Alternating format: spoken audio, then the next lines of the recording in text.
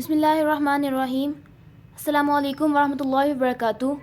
Welcome 10th class for lesson number 6 of General Mathematics, chapter number 3. This chapter is about algebraic manipulation. In this video, we are going to cover exercise 3.3, question number 14 and question number 16. So, again, I'm just giving you a hint about smart syllabus. Question number 1, question number 3, 7, 9, 12, 14 and 15 of exercise 3.3 are included in your smart syllabus. So you should remember three basic points, that LCM stands for least common multiple. And what's the formula of LCM? Good. LCM is equals to product of common factors multiply product of uncommon factors. And you should remember one more important point, and that is common factors are not repeated while taking product of common factors.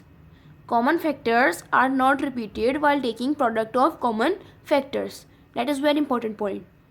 So let's start the question number 15. In question number 15, we have three expressions: x square plus 4xy plus 4y square, x square plus 3xy plus 2y square is second expression, and third expression is x square plus 2xy plus y square.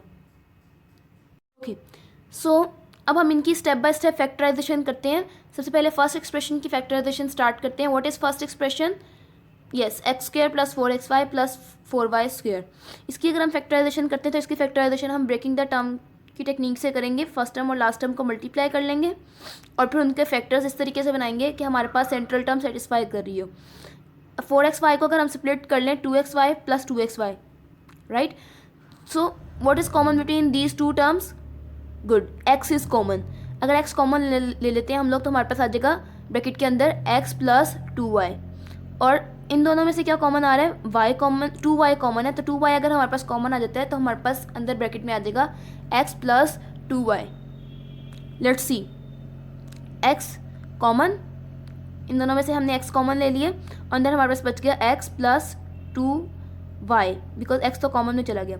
Next, इन दोनों में से 2y common, remaining x plus 2y.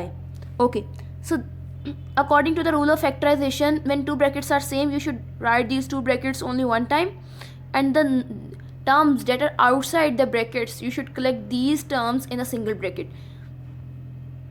तो हमने according to rule of factorisation, ये हमारे पास दोनों bracket same थी तो हम इन दोनों ब्रैकेट को वन टाइम राइट कर लिया, और जो टर्म्स ब्रैकेट के बाहर हैं इनको एक ब्रैकेट में कलेक्ट करके यहाँ लिख दिए. So next one is the factorisation of second expression. So second expression की फैक्टराइजेशन भी अगेन ब्रेकिंग द टर्म से करेंगे. 3xy को हमने स्प्लिट किया कुछ इस तरीके से कि xy plus 2xy.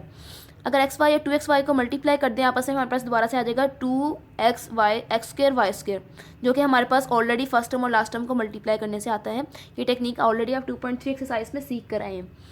So what is common between these two terms? Very good, x is common. अगर x कॉमन आ जाता है तो हमारे पास अंदर क्या बचेगा? x plus y. सिमिलरली अगर यहाँ पे इन दोनों टर्म्स में क्या कॉमन आ रहा है? हमारे पास 2y इज कॉमन. यहाँ पे हमारे पास 2xy और यहाँ पर है प्लस 2y स्क्र, तो 2y is common. So remaining term अंदर बच जाएंगी x plus Y.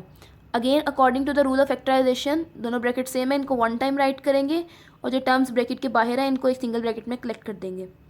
So next one is factorisation of third expression. What is third expression? X square plus 2xy plus y square. Okay, again breaking the term, x 2xy को break करते हैं, 1xy 1xy, x square plus 1xy plus 1xy plus y square. First two terms में से क्या common आ रहा है हमारे पास? Good, हमारे पास फर्स्ट टू टर्म्स में से x कॉमन आ रहा है तो हम x को कॉमन ले लेंगे, और लास्ट टू टर्म्स में से हमारे पास क्या कॉमन आ रहा है? y कॉमन आ रहा है. Right.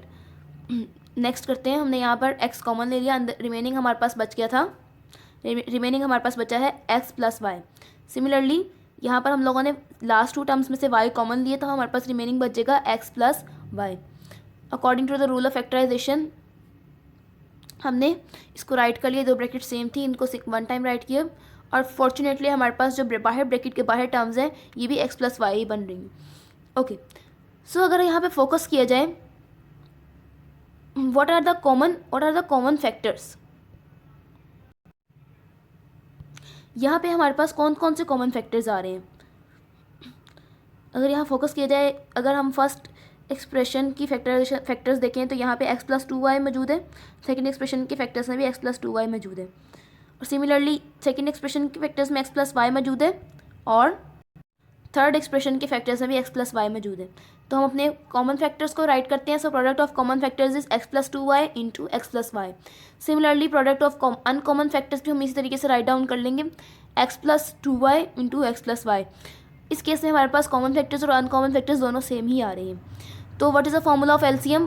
Product of common factors multiply product of uncommon factors.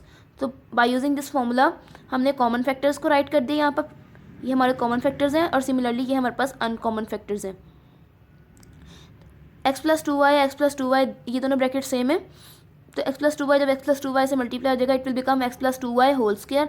Similarly x plus y से मल्टीप्लाई होकर बन जाएगा x plus y whole square. So basically LCM is x plus 2y whole square and x plus y whole square. So your homework is question number 14 of exercise 3.3. You should complete this question by yourself. Thank you so much. Allah Hafiz.